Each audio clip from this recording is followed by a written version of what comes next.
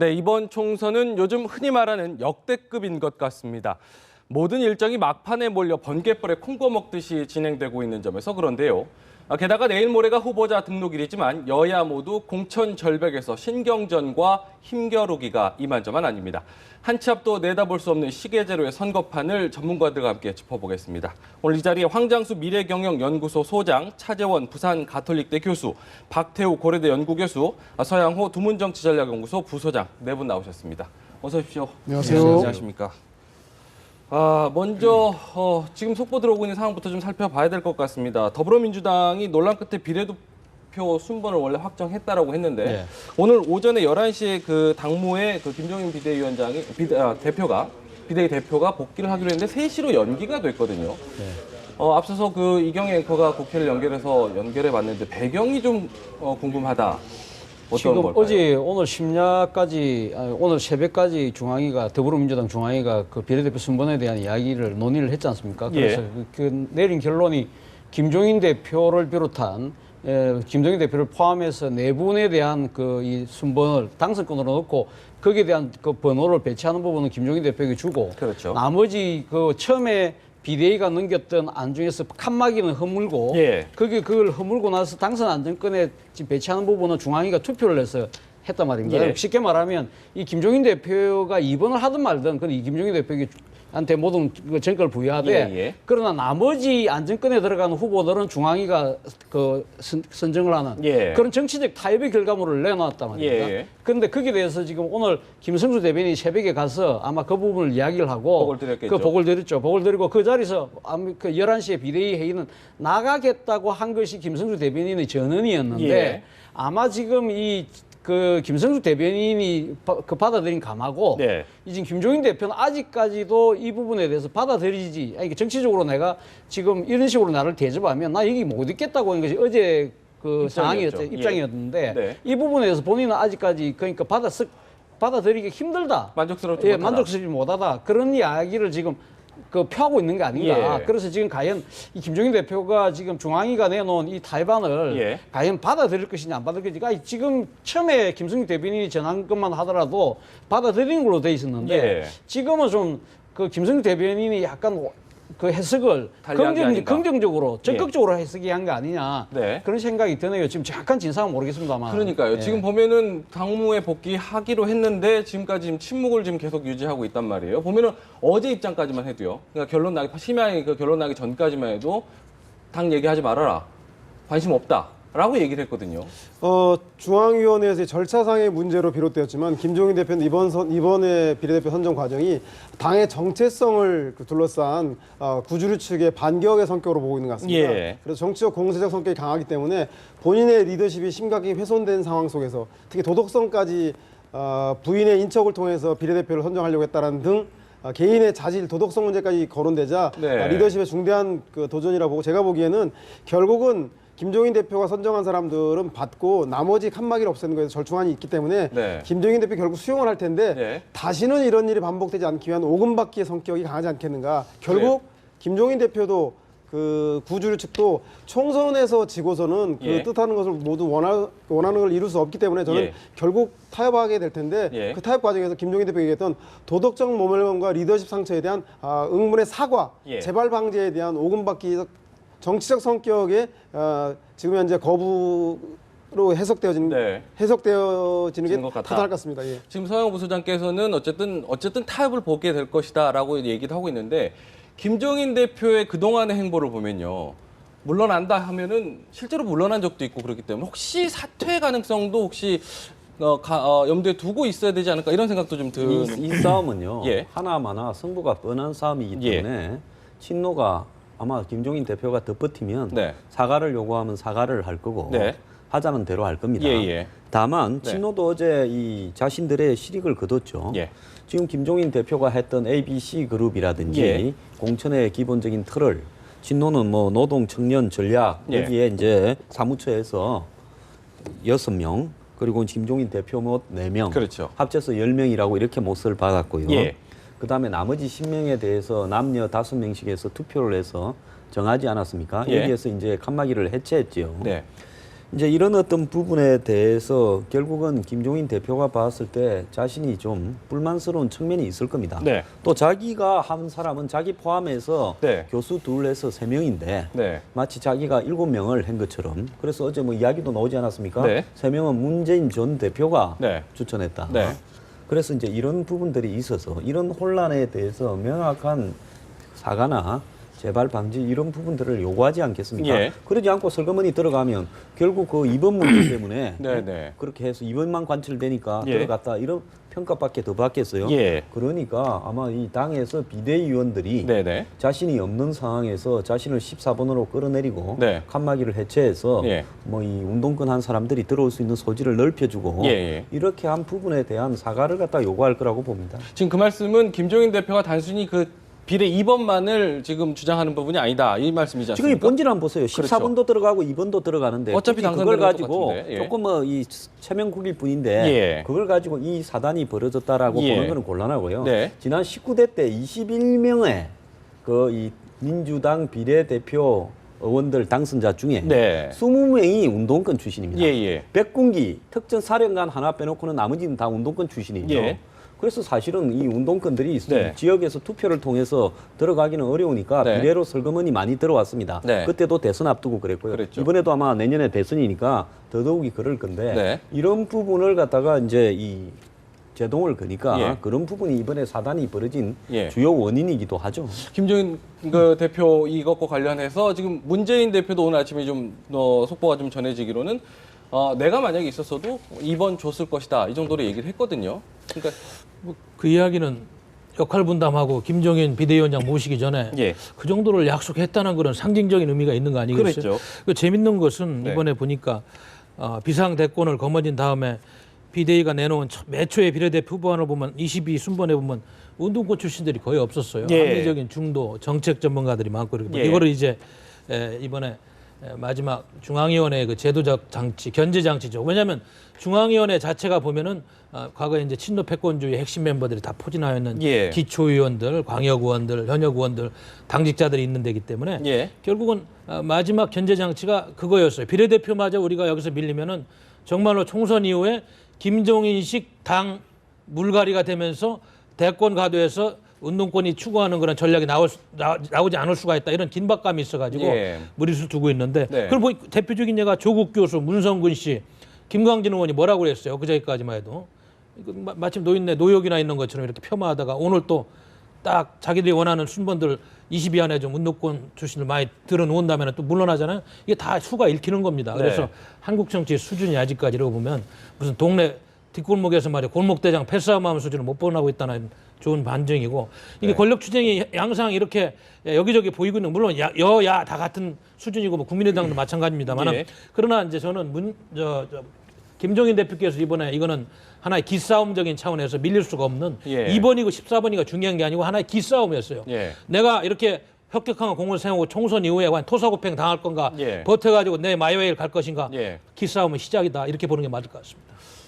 이게 지금 오후 3시까지 네. 어떤 논의가 더 이루어질까요? 그럼 지금 상황에서. 지금 뭐 더 이상 논의는 이루어질 가능성은 저는 별로 없다고 보고요. 예. 문제는 이제 김종인 대표가 어떤 생각 결심을 갖고 앉아 지금 놓으실 거냐 마실 거냐 네. 말 거냐의 문제고 뭐 예를 들면 모양새를 좀 더 취한다면 뭐 비대위원 전체가 한번 뭐 김종인 대표의 집을 방문해서 그런 모셔오는 네. 그런 모양새 정도겠죠. 네. 그럼 뭐 지금 이제 더 이상 논의는 뭐 공은 일단 김종인 대표에게 넘어간 거기 때문에 네. 김종인 대표 입장에서는 과연 지금 뭐 앞에 두 분이 말씀하셨듯이 지금 그런 그 자신의 그 권한에 대한 이런 그 친노 주류진영이 간섭하는 부분에 대해서 다시는 이런 그 재발 방지를 하기 위한 나름대로의 시인지 네. 아니면 진짜 말씀 그대로 본인이 진짜 이 당 대표직을 걷어차고 네. 더 이상 안 하겠다는 뜻인지 그게 저는 솔직히 별 판단이 좀 제대로 서지를 않은 상황입니다. 상황에서는 참 저는 어려울 것 같아요. 저는 가히 이때까지 지금 김종인 대표가 해온 정치적 행보를 보면 예. 본인의 말대로 진짜 이 대표직을 걷어찰 수도 있다는 생각도 드는데요. 네. 그래서 아마 지금 김종인 대표 스스로가 조금 장고를 하고 있는 것, 좀 더 시간을 하면서 자기가 나름대로 자신의 그 거치에 대한 이야기, 생각을 좀 하겠죠. 네. 그런데 저는 그 앞에 분들이 말씀하셨듯이 지금 이 비례대표 이 파문 사태가 네. 단순히 지금 운동권이 들어가고 안 들어가고의 문제는 아니라고 봅니다. 예. 저는 지금 제가 그 이 명단을 봤을 때 제가 들었던 느낌은 그거거든요. 지난 19대 총선 때 더불어민주당이 아까 말씀하셨듯이 소위 말해 운동권이 편중된 그런 명단이었다면 그때 당시 새누리당이 보여준 이 비례대표의 명단은 정말 혁신적이었던 거예요. 예를 들면 다문화 가정 출신 이자스민 그리고 또 탈북자 출신 또 그런 사회 약자 소수자에 대한 배려가 분명히 보였거든요. 그러면 이번에도 예를 들면 운동권이 들어가고 그걸 떠나서 정책 전문가도 모시고 해야죠. 해야 되지만 더불어민주당이 이때까지 지향해왔던 그런 진보적 가치들에 하고 지금 결합되는 소수층 이 약자층에 대한 배려의 모습이 전혀 보이지 않았다. 이런 부분들. 그리고 또 하나는 김종인 대표가 모셨다는 분들 중에서 보면 예를 들면 전 공군참모총장의 그런 비리오 그리고 서울시 의사회 회장의 또 부적절한 그 칼럼 그리고 지금 1번 후보로 내세웠던 박미경 교수의 논문 표절 이런 도덕적 하자들이 있는 사람들이 들어간 부분들에 대해서 일반 국민들의 눈높이가 맞지 않았다는 거죠. 단순히 뭐 지금 운동권이 들어가고 안 들어가고 그 문제가 아니라 그런 부분에 대한 실망이 저는 상당히 민심의 그 분노로 표출된 거 아니냐는 생각이 듭니다. 근데요, 당초 저는 궁금했던 게 이제 모르겠습니다. 그 부분에 대해서 이제 선거 칸막이를 좀 했던 원래 당초 취지가 뭐였나요? 그 자체도 이해를 좀 이렇게 좀 못하는 공방이 좀 되지 않았습니까? 그 중앙위원회 구성이 잘 아시다시피 친노 강경파 운동권 중심으로 중앙위원회가 많이 구성되어 있으니 그분들이 모여서 투표하면 그분들 성향 있는 사람밖에 될 수 없으니 그런 그 소위 말해서 다수에 의해서 그 원래 취지인 그 전문성이라던가 이런 그 영입 인사들이 그 홀대받는 걸 막기 위해서 차단벽을 좀 만들어서 구제해 보겠다는 그래서 1번부터 10번까지 20번부터 30번, 30번 이후까지를 나누어서 하면 그 안에서도 그 A, B, C 그룹 내에서 다양하게 선택될 수 있다라고 하는 제가 보기에는 당원 당규를 너무 과도하게 해석한 그 소위 말해서 술수 뭐 꼼수를 쓰는 바람에 뭐 김종인 대표가 그런 아이디어까지 낸 것 같지는 않고 아마 김종인 대표를 보좌하는 총선 기획단 이런 데서 낸 것 같은데 그것 자체에 대해서 이미 제가 보기에는 구주류 측에 빌미, 반격의 빌미를 준 것이라고 생각이 들고요. 무엇보다도 중요한 건 김종인 대표께서 그동안 나는 비례대표가 조건부로 내가 하고 안 하고 그런 사람이 아니다라고 했던 본인들의 말을 뒤집은 것 때문에 이런 문제가 발생하지 않았습니까? 그래서 처음부터 다소 쑥스럽더라도 5선 비례대표 도전이 쑥스럽더라도 이번 총선은 내가 2번을 해야 한다. 왜? 그 야당이 변화됐고 반성했다는 의미를 상징한다. 두 번째, 김종인과 박근혜라고 하는 경제 실정 문제를 가지고 여야 1대1 구도로 이번 싸움 만들겠다라고 당당하게 말씀하시고 그것을 야당 지지자들과 야당 내에 있는 구성원들에게 설득을 했더라면 받아들였을 텐데 말 바꾸기 하는 거에 대해서 그것에 대한 저항감들이 생겨난 빌미를 제공한 건 아닌가 싶어서요. 저는 이제 문재인 대표까지 나섰으니 중앙위원회에서 어제 먼지 싸움 나서 먼지 가라앉았으니까 앞에 문재인 대표가 나서서 내가 해서도 이번 줬다라고 빚을까지 해드렸지 않습니까? 빚을까지 해드렸기 때문에 저는 김종인 대표가 복귀할 수 있는 명분은 충분히 되었기 때문에 저는 뭐 총선 승리라고 하는 당면 과제를 위해서 조기에 복귀하실 거라고 생각이 듭니다. 지금 이 상황에서 어쨌든 뭐 3시 결과를 좀 지켜봐야 될 것 같습니다. 김종인 대표가 비대위 회의에 지금 참석을 하느냐 마느냐 지금 일단 한 4시간 정도 고민할 시간을 좀 더 이렇게 밀어놓은 상황인데 그럼 어쨌든 뭐 다시 복귀를 한다 가정을 하고요. 총선 이후의 상황을 김종인 대표는 어떻게 예상을 했을지도 좀 궁금해집니다. 사실은. 문재인 대표가 김종인 현 대표를 찾아가서 당에 지금 총선을 이끌어 달라라고 이야기했을 때는 이번 총선을 이기고 대선까지 경제민주화라는 가치로 같이 갑시다라고 했을 건데요. 이게 오는 과정에서 김종인 대표의 강한 개성이 이렇게 발휘되다 보니까 당이 안정이 되고 총선에서 어느 정도는 성적이 나올 것 같아 안심은 들었지만 한편 불안이 또 생겨나기 시작한 거죠. 스물스물요. 그건 뭔가 하면 저 양반이 가만히 보니까 그냥 이 총선 구원 투수나 또 대선의 치어리더 역할을 넘어서서 아마 이 당을 좌지우지 하려고 드는구나. 이렇게 해서는 안 되겠다라는 부분의 생각이 이번 사태를 낳은 본질적인 부분입니다. 그래서 3시에 복귀하는가 하는 부분은요. 이런 부분에서 저는 우연히 뭐 중앙위원들이 이신전심으로 공감을 해서 이런 일, 쿠데타 비슷한 일이 일어났다고는 안 보고요. 어딘가는 오다가 떨어져서 이렇게 했을 거다 봅니다. 그렇기 때문에 어딘가 오다를 내라는 사람이 이 문제에 대해서 사과를 김종인 대표한테 전달이 돼야 아마 수습이 되지 그러지 않으면 수습이 불가능할 거라고 보고요. 오더와 주문은 누가 그러니까 이번에 한번 흔들어서 예. 길을 완전히 꺾어서 예. 여차하면 내쫓을 수 있다라는 걸 예. 보고 따라오려면 기 예. 죽이고 예. 그냥 허물허물한 상태에서 따라와라. 예. 이런 이야기를 내라는 거고 그거는 이 지금 누군가는 말 안 해도 다 아실 거 아닙니까? 방송 보는 분들이. 네. 그럼 뭐 함부로 국민이나 이런 이야기들을 뭐 할 수는 없는 거고요. 네. 제가 봤을 때 그런 부분이고 네. 그다음에 이제 이후의 사태는 어떻게 벌어질 거냐. 네. 결국은 이제 총선이 끝나게 되면 네. 아마 빠른 시간 안에 당 대표 선출을 하자라고 하면서 네. 김종인 대표가 현재 비대위 대표로 하고 있는 기간을 최소화시키려고 노력을 할 겁니다. 예. 그래서 아마 제가 봤을 때 총선이 4월 13일 날 끝나면 예. 5월 초쯤에 당 대표를 선출하자 이렇게 나올 가능성도 있어요. 예. 그렇기 때문에 이런 부분에서 이제 이 지속적으로 네. 제가 볼 때 김종인 대표가 당에 이제 원내에 들어가서 이 대선까지 가는 과정에서 네. 고비고비마다 네. 이런 일들이 수없이 벌어질 거다. 예. 저는 그렇게 생각이 들고요. 예. 이번에 이 정도로 수습하려고 하는 이유는 뭔가 네. 하면 저분이 진짜 그만둔다고 생각하고 저분이 툭툭 던지는 가리지 않는 말로 지난 어떤 공천 과정까지 있었던 일을 다 이야기한다면요. 견딜 수 없이 피해를 보는 사람이 누군가는 뻔하기 때문에 네. 일이 수습이 될 겁니다. 어쨌든 일이 수습이 좀 되겠다 이렇게 예상을 좀 하시는데 그렇게 되면은 일단 문재인 전 대표 같은 경우는 불출마를 선언한 상태이기 때문에 총선이 끝나게 되면 원외에 있을 테고요.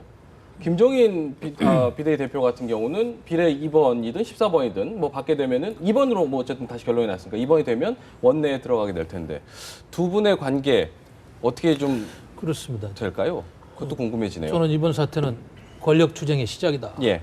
더불어민주당에 새롭게 판을 짜고 있는 박영선 의원, 김성수 대변인, 김종인 비대위원장을 중심한 신주류하고 예.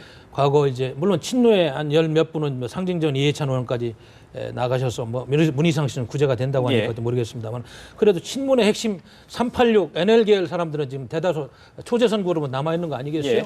권력 투쟁의 시작이다 이렇게 네. 보는 거고 네. 얼마 전에 김종인 비대위원장께서 뭐 측근한테 그랬다는 거 아니에요? 네. 버니 샌더스가 나이가 얼마지?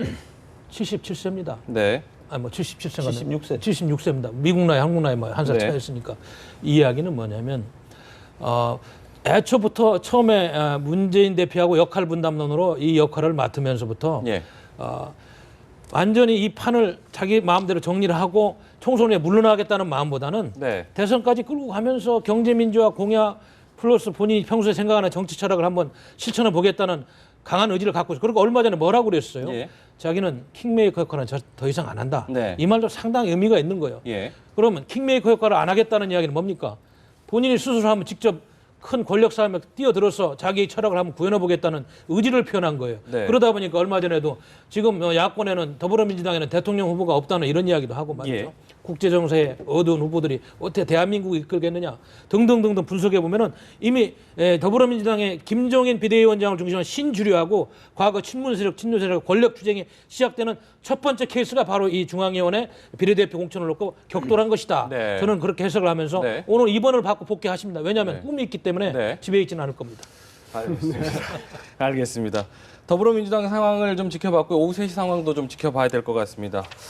새누리당 상황을 좀 알아볼게요. 앞서서 제가 이제 뭐 여야 모두 공천 절벽에서 지금 신경전과 힘겨루기 한다고 말씀을 드렸는데 지금 새누리당도 마찬가지인 게 유승민 의원 문제 마지막까지 미루는 것 같아요. 오늘 밤 9시에 결론 내리기를 좀 하기로 미뤘죠 지금 어쨌든 네, 미룬 미뤘습니다. 상황인데 어떻게 될까요? 지금 오늘 뭐 좀 최근에 새누리당은 계속 유승민 얘기밖에 유승민 의원의 얘기밖에 안 거치에 대해서는 뭐 알만한 국민들은 다 알고 있는 거 아닙니까? 예. 지금 뭐 새누리당에서 공천 주기 싫은 거고 그러니까 지금 공천 주기 싫지만 그러나 이 낙천시키고 컷오프 시키면 역풍이 우려되니까 다 아는데 결론을 미루고 있잖아요. 그러니까요. 지금. 그러니까 지금 이 공당이 네. 특히 이 집권 여당이 이런 네. 식의 정치적인 꼼수를 통해서 네. 이 특정 정치인의 그 행보가 마음에 안 든다고 해서 예. 이렇게 보복을 정치적 보복이라고 봅니다만 이렇게 하는 부분은 상당히 좀 진짜 좀 치졸하다는 이야기가 벌써 뭐 여러 군데서 이야기가 나오고 있지 않습니까? 예. 그래서 뭐 어차피 유승민 의원 입장에서는 보면 그렇다고 해서 유승민 의원은 자기 발로 나갈 생각은 없는 것 같고요. 그러나 지금 시한은 점점 다가오고 있지 않습니까? 예. 23일까지 지금 본인이 탈당을 하지 않으면 24일부터 등록이 시작되면 네. 본인이 무소속으로 등록할 수도 없는 거거든요. 그렇죠. 그렇기 때문에 법상 그렇죠. 예, 법상 그렇죠. 그렇기 때문에 근데 오늘 아마 그래도 새누리당이 마지막 그 염치가 있는 것 같아요. 그래서 오늘 저녁 개 뭐 회의를 지금 이제 잡아놨다고 그러는데 늦어도 오늘 저녁에는 아마 뭐 낙천을 시키려고 하면 거기에 대한 결정은 내려줘야 되겠죠. 예. 그것이 그나마 그래도 좀 욕을 덜 먹는 그런 상황이 아닌가 생각이 들고 얼마 전 뭐 칼럼에서 네. 이 유승민을 키운 8알은 뭐 박근혜 대통령이란 말이 뭐 인구에 해자됐는데 네. 말이죠. 이러한 부분들이 사실 뭐 모르겠습니다. 이게 유승민 의원이 그렇게 마음이 안 들고 해서 정치적으로 이 길을 꺾어 놓으려고 하는 것이 오히려 길을 살려주는 네. 그런 역설적 상황이 지금 벌어지고 있거든요. 네. 그래서 지금 뭐 권력의 핵심에서 어떤 생각을 갖고 있는지 정확하게 알 수 없습니다만은 예. 유승민 의원을 지금 막으려고 하는 것이 유승민 의원을 더 크게 키우는 네. 그런 역설적인 효과가 되고 있는 부분에 대해서 네. 어떤 생각을 하고 있는지 저는 좀 사실 좀 이해가 잘 안 돼요. 그러니까요. 잠시만요. 그러니까 황 소장님도 맨날 계속 얘기하셨죠. 유승민 의원이 그렇게 거물은 아닌데 이렇게 크게 됐다고. 저희가 유승민 의원의 공천 사태와 관련 상황별 시나리오를 저희가 좀 준비를 해봤는데요. 지금 보면은 이재만 전 동구청장과의 경선을 했을 때는 어차피 이제 저거는 지나간 거잖아요. 경선은 지금 어렵게 된 상황이죠. 불가능. 예, 그렇죠. 시간 보자고. 그리고 컷오프를 해서 이재만 전 동구청장이나 또 제3의 인물을 공천하거나 저것도 하지 않겠다는 거죠. 무공천을 통해서 그렇죠. 유승민 후보가 스스로 제발로 탈당을 선택하게끔 유도하겠다는 예. 거니까 2번도 배제됐고요. 예. 시나리오에서.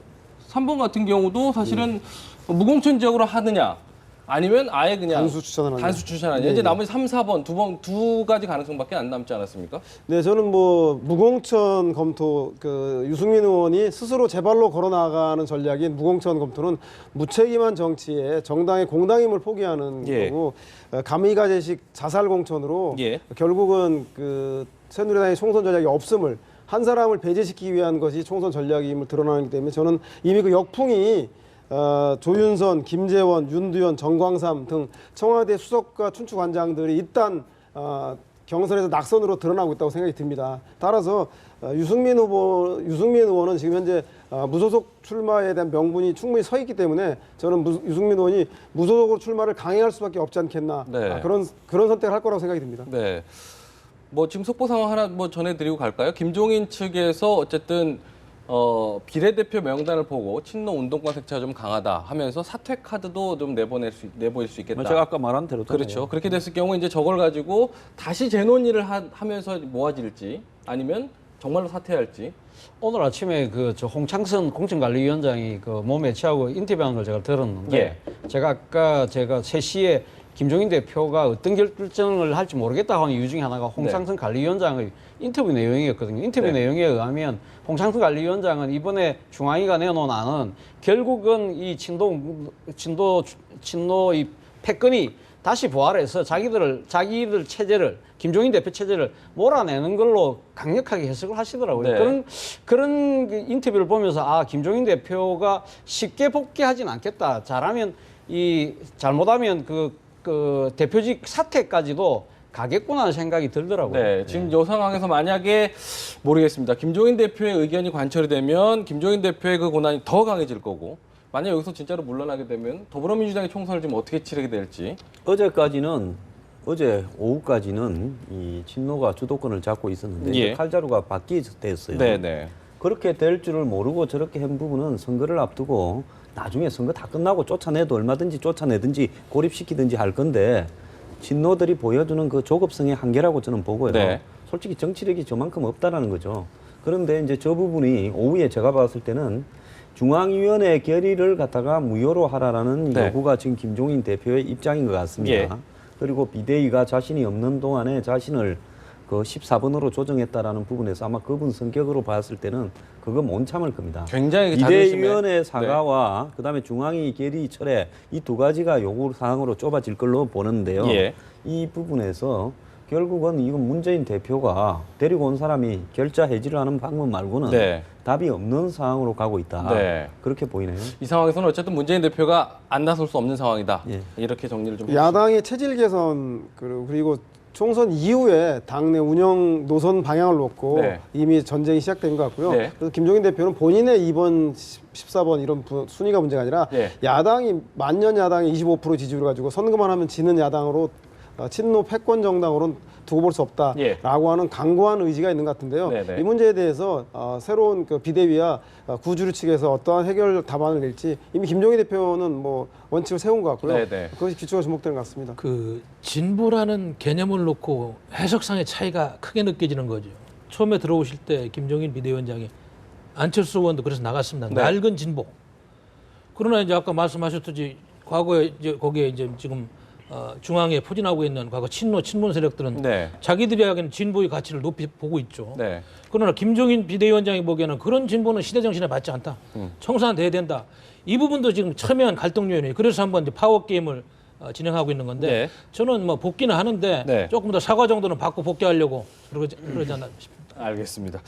뭐 새누리당 얘기 다시 돌아가서요. 지금 보면은 아까 유승민 그 의원 얘기를 하고 있지 않았습니까? 유승민 의원이 뭐 앞서 말씀하셨듯이 어차피 다 뻔해 정해진 수순이다 이렇게 얘기 나오는 상황에서 안 그래도 지금 보면 무소속 출마 준비를 하고 있다 하고 상대 경쟁 후보인 그 이재만 동구청장 같은 경우도 지금 무소속 준비를 하고 있다고 하더라고요. 예. 그럼 그 경우에는 그 대구 그 핵심 텃밭에서 새누리당 후보가 안 나오는 모양까지 그걸 그렇게 하고 있다라는 거는 네. 새누리당이 오늘 저녁에 결론을 내리겠다고 한 부분이 결론이 예. 안 나고 예. 내일까지 끌고 갈 겁니다. 예, 예. 내일이 뭐 되면 예. 출마하려고 하는 사람은 전부 다 급해지겠죠. 예. 만약에 내일까지 예를 결론이 안 들어서 나면. 결론을 안 내버리면 네. 그러니까 결론이 나기 전에 이 먼저 탈당을 해야 되는 부분에 대한 결정을 후보자들에게 이렇게 넘어가는 겁니다. 네. 공이. 네. 그러지 않습니까? 네. 당이 어떻게 할지는 속셈을 모르는 상황에서 후보자들까지 같이 버티고 있다가 예. 만약에 무공천을 한다든지 새누리당이 뭐 최악의 경우에 욕 좀 먹고 24일 날 공천을 할 수도 있어요. 예. 24일 날 공천 주면 예. 300명 서명 받아서 25일 날 등록을 하면 등록이 네. 되지 않습니까? 그렇죠. 그렇게 되는데 후보자들은 대신에 현재 후보자들은 탈당하지 않으면 못 나오는 거죠. 그렇죠. 그런 이런 상황에서 결국은 그다음에 또 공천을 안 하는 수도 있습니다. 네. 공천을 안 해버리면 이재만도 못 나오는 거죠. 네. 그러니까 이재만도 지금 유승민과 똑같은 위치에 있는 겁니다. 그러니까 이 두 사람이 이제 내일 오전까지 정도 안 하면 오후에는 탈당을 할 준비를 해야 되겠죠. 네. 그래서 이런 상황이 벌어질 수 있기 때문에 네. 이거는 굉장히 모양이 우스운데요. 예. 유승민 한 사람을 지금까지 키워온 것도 새누리당의 전략적 미스고요. 네. 더 나아가서 예. 무공천이나 공천을 연기하면서 탈당을 유도하는 사태 내지는 또 24일 날 공천 이런 것들이 예. 과연 공당에서 해야 될 일인가 하는 부분에서는요. 예. 오늘 저녁에 결정을 내려서 네. 당당하게 컷오프 시키는 것이 낫다고 봅니다. 오늘 네. 저녁에 한다고 당당해지지도 않겠지만. 그런데 지금까지 이완구 공관위원장이 주도하는 전략은 스스로 알아서 물러나고 마지막 경우에는 어떻게든 좀 서울로 불어오는 그런 민심의 역풍 때문에 예. 공천을 안 하겠다는 전략은 오늘 저녁이라도 결단을 내리겠습니다. 예. 제가 보기에는 결단을 안 내릴 것 같고요. 네. 이런 유승민 사태의 본질은 제가 보기에는 유승민 의원 자체가 뭐 큰 내용을 가진 대구의 무슨 대통령 후보가 할수가 아니고 네. 그동안에 박근혜 대통령께서 하는 정책에 대해서 반기를 들고 야당과 함께 팀을 짠 현 정부에 대한 반감을 가진 세력들이 언론의 일부 이제 그런 비판적인 흐름과 맞물려서 이렇게 네. 풍선처럼 커졌어요. 그러나 실체는 없다는 거예요. 제가 보기에는. 저 지역구에 막상 가서 지역구 여론을 면밀히 들어보면 우리 중앙 언론에서 이렇게 떠드는 것처럼 그런 큰 실체가 없어요. 유승민 의원이 무슨 대한민국 21세기 국가를 개조하고 대한민국이 선진국이 되는데 큰 담론을 내놓고 뭐 이렇게 이야기했어요? 증세 없는 복진하고 다 그 누구나 하는 거예요. 그런 논쟁 정도 가지고는 실체가 있는 게 아니고 그래서 지금 문제가 되는 게 뭐냐면 유승민 의원이 과연 여기서 어떻게 자기 입지를 정할 것이냐. 네. 저는 그렇게 봅니다. 무소속 출마도 그 승률이 많지가 않습니다. 제가 보기엔 그래요. 아, 제가 그렇습니까? 네. 저는 그렇게 보고 있어요. 네. 서울에서 보는 거하고 다릅니다. 제가 예. 보기에는. 그렇다면 많은 고민을 할 텐데 예. 결국에는 본인 내가 정치인이고 유승민이라면 저는 멀리 보겠다. 예. 소탐대실하지 않고 예. 소탐대실하는 정치는 크진 못합니다. 예. 멀리 보면서 고난의 길이라도 멀리 보는 것이 맞다. 네. 저는 그런 말씀을 드리고 있었습니다. 지금 여론조사상으로는 그래도 무소속 출마하면 좀 당선이 될 수도 있다 이런 지지가 나와서 그랬는데 혹시 어떻게 좀 전망을 하세요? 저는 뭐 되든 안 되든 네. 아마 그 지금 유승민 의원 입장에서는 여기서 지금 돌릴 수가 없지 않습니까? 네. 지금 무소속 출마를 강행할 수밖에 없는데 예. 과연 될 거냐는 부분인데 지금 현재까지 여론조사로는 거의 되는 걸로 네. 지금 보이는데 과연 뭐 대구 민심이 박근혜 대통령을 비롯한 새누리당에 대한 지지가 워낙 강고하기 때문에 예. 그것을 어떻게 돌파하냐의 문제인데 모르겠습니다. 지금 그 유승민 의원이 사실을 지금 이제 그 만약에 무소속을 탈당하게 되면 아마 예. 이런 이야기를 하겠죠. 뭐 지금 박근혜 대통령이 이런 거 언급하지는 않을 것 같고 본인을 비롯한 그 본인을 비롯한 이 동료 자신과 같은 정치적 견해를 피력했던 의원들이 이렇게 낙천한 부분에 대한 부당성을 이야기하면서 이것이 바로 지금 새누리당이 잘못된 부분이다. 네. 이러한 부분을 내가 바로잡기 위해서라도 내가 이렇게 이것이 이 새누리당이 올바르게 쓰는 것이 네. 여러분들이 생각하는 여러분들이 사랑하고 좋아하는 새누리당을 바른게 이끌기 위한 나의 고독한 결단이라고 이야기를 하겠죠. 네. 그리고 떠난다 하더라도 저는 당선되면 반드시 새누리당에 복당하겠습니다. 네, 네. 이 이야기를 하면 아마 네. 대구 민심도 그러니까 특히 대구 민심 중에서도 지금 유승민 의원이 지금 초미 관심사가 있는 대구 동구 올 주민들 유권자들 같은 경우는 상당히 지금 이 문제에 대해서 민감하게 반응하고 있지 않겠습니까? 예. 그렇기 때문에 그런 식의 이 논법을 이야기를 한다면 네. 그분들 입장에서도 유승민 의원을 그냥 내칠 수만은 없는 그런 네. 상황이고 또 하나는 지금 현재 박근혜 대통령이 어차피 2년 뒤면 네. 이제 임기가 끝나기 때문에 네. 뭔가 그 대구에서는 차세대 주자를 키워야 되고 싶은 그런 욕구가 있거든요. 예. 그런 욕구가 어떻게 보면 유승민이랑 그 차세대 주자를 통해서 예. 그 욕구를 표출할 수 있겠다는 그런 또 이 표식이 모여진다면 예. 저는 상당한 의외의 결과도 빚을 수 있다. 그런 네, 생각입니다. 알겠습니다. 박근혜 대통령이 다시 한번 국회에 대한 불신감을 좀 드러낸 것 같은데요. 20대 국회 때는 어떻게 관계가 설정이 될까도 좀 걱정됩니다, 사실은. 국회 심판론, 과연 그 대통령이 현재 경제 어려움이 정부 당국의 경제 실정 때문인지 아니면 국회가 정부를 비판하는 것조차 국정 발목 잡기로 규정하고 있는 대통령의 국회 심판론이 먹힐지 저는 유권자의 현명한 선택이 기다려지는데 네. 저는 이미 국회 심판론은 대통령 심판론으로 결정이 나고 있다고 생각이 듭니다. 네. 왜냐하면 대통령의 진실한 사람 공방으로부터 시작된 진방 마케팅이 네. 이미 청와대 출신들의 수석들과 장관들의 이딴 그 진방 마케팅 실패로 인한 역풍으로 인해서 경선에서 초토화되고 있는 상황입니다. 예. 따라서 제가 볼 때는 여기에 더해서 유승민 의원이 그 대구에서 박근혜냐 유승민이냐 했을 때는 대구 시민들이 박근혜 대통령을 선택하겠지만 네. 이재만이냐 유승민이냐 했을 때는 박근혜 대통령과의 대결이 아니기 때문에 만에 하나 유승민 의원이 승리해서 돌아올 경우에 네. 이미 그 진방 마케팅 역풍에 의해서 진방 후보들이 낙선하는 걸 보면서 네. 유승민 의원은 정치적으로 승리했고 살아서 돌아온다면 네. 대통령의 지지율을 믿고 너무나 위험한 도박을 했던 진방 마케팅이 오히려 대통령의 레임덕을 자초하고 대통령의 임기를 중간을 평가하는 대통령 심판론으로 자리매김되지 않을까 오히려 그것을 더 걱정하셔야 될 것 같습니다. 글쎄요. 근데 선거라는 거는요, 뭐 이겨야 심판이죠. 지고 난 뒤에 뭐 국민이 심판했다 하면 누가 믿겠습니까? 그런데 뭐 객관적으로 지금 나타나는 분위기는 새누리당이 그래도 이길 것 같다라는 부분에서 봤을 때 대통령이나 새누리당이 잘못한다 하더라도 야당이 더 잘못하면 그건 무의미해지는 거 아니겠습니까? 네. 그렇기 때문에 이런 사태를 초래한 그 가장 큰 원인, 박 대통령이 만약에 잘못 이야기하고 있고 잘못된 행동을 하고 있고 진방 마케팅이 잘못됐다면 그 근원적인 더 잘못한 것은 야당이다라는 부분에서요. 야당이 먼저 그 부분에 대해서 고민을 해야 될 것 같고요. 또 유승민 진방 마케팅은 한 일주일 최경환 전 부총리가 하다가 그냥 실패작으로 끝나서 사라졌고 그다음에 유승민 문제는 야당이 기대하는 만큼의 그런 돌풍이 되지를 못합니다. 국민들에게 가치를 심어주지 못했고요. 다만 이제 국회 심판에 있어서 새누리당이 또 책임이 있는데 새누리당의 부산 공천안 보세요. 15명이 현역인데 현역 15명이 전원 100% 생존을 했습니다. 또 새누리당의 지금 경선 동안 현역의 생존율이 80%에 이르고 있어요. 네. 이런 상황들 속에서 어떻게 유권자가 심판을 하겠습니까? 유권자는 공천 받아온 사람을 갖고 고를 뿐인데요. 네. 이런 부분에서 봤을 때는 이 당의 각 정당들의 지금 공천 과정에 관한 문제도 대통령이 이야기를 하려면 좀 짚으셔야 되는 거 아닌가 이런 생각을 합니다. 알겠습니다. 근데 국민들은 뭐 지금 여도 못하지만 야는 더 못한다고 생각하니까 대통령이 이야기하시는 노동개혁법, 서비스산업발전기금법, 국회 선진화법 때문에 한치도 못 나가고 있어.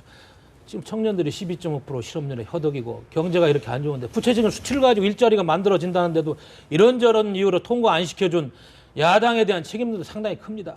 국회 심판론만이 문제가 아니에요. 물론 대통령도 실정에 대해 심판을 받겠지만 그래서 저는 그런 생각을 하는 거예요. 지금 진방 마케팅 실패했다고 하는데 완전히 실패한 것도 아니더라고요. 한 반반 되더라고요. 공천 네. 받은 사람, 네. 안 받은 사람, 경선에 따로 떨어진 사람도 있고 경선에서 된 사람도 있고. 그래서 그거는 이제 민심의 판단에 맡기고 더욱더 중요한 것은 우리가 새로운 정치를 파는 21세기 한국 정치를 어떻게 이끌어야 되냐 이런 관점에서 보면은 지금 야당이 김종인 표 그 비대위원장이 추구하는 그런 개혁이 완성이 되고 예. 그렇게 간다면 많은 호응을 얻겠지만 예. 어제 파동처럼 다시 친노주의가 부활해가지고 그런 꼼수로 간다면은 박근혜 대통령이 아무리 실정을 해도 국민들은 야당한테 표를 주지 않을 것이다. 저는 거기에 큰 더 방점을 두고 분석을 해야 된다고 보는 사람입니다. 한 가지만 더 여쭤보고 싶은 게요. 네. 윤상현 의원 관련해가지고요. 마지막으로 좀 여쭤볼까 네. 합니다. 윤상현 의원 같은 경우 지금 지역구 해당 지역구에서 지금 새누리당에서 그 후보 재공모를 좀 하고 해서 한 3명 정도가 지금 지원한 걸로 알고 있는데 네. 윤상현 의원도 그 무소속으로 출마를 하겠다고 하거든요. 지금 아까 말씀하셨던 역풍. 역풍이 있을 수 있죠. 예. 그러니까 윤상현 의원이 뭐 본인이 뭐 무소속 출마하는 건 본인은 뭐 자유입니다만은 그러나 지금 현재 여러 가지 윤상현 의원을 컷오프 시켰을 때의 이 권력의 핵심의 생각은 윤상현 의원을 공천 줬을 때 역풍이 크고 그것이 수도권 선거에 상당한 영향을 미칠 거라고 봤기 때문에 그렇지 않습니까? 예. 그럼에도 불구하고 윤상현 의원이 그러면 나름대로 참정권을 행사할 수 있으니까 그 부분을 가면 윤상현 의원의 권리라고 그냥 방치한다, 방관한다. 예. 이것도 어떤 측면에서는 꼼수라는 지적을 받을 수 있겠죠. 사실 뭐 윤상현 의원의 무소속 출마를 막으려고 하면 정권에서 권력의 핵심에서 상당한 그 의사만 표정을 표하면 네. 아마 윤상현 의원도 알아들을 수 있는 분이기 때문에 아마 그 무소속 감행을 안 하겠죠. 근데 지금 네. 이제 이 새누리당이 사실 그 바로 윤상현 의원을 컷오프 시키고 바로 재공모에 들어가지 않고 상당한 기회를 뒀습니다. 그러다 예. 보니까 지금 뭐 세 분이 오신 분들이 어떠한 경쟁력을 갖추고 있는지 모르겠습니다만 윤상현 의원은 뭐 출마를 하든 말든 우리는 공천했으니까 다 우리가 할 것 다 했다는 식의 그런 논리를 내세울 가능성이 있겠죠. 네. 사실 이러한 걸 보면서 1992년도 네. 상황이 네. 그건 뭐 나중에 이야기를 드리겠습니다. 알겠습니다. 정치권 상황 함께 짚어봤습니다. 고맙습니다.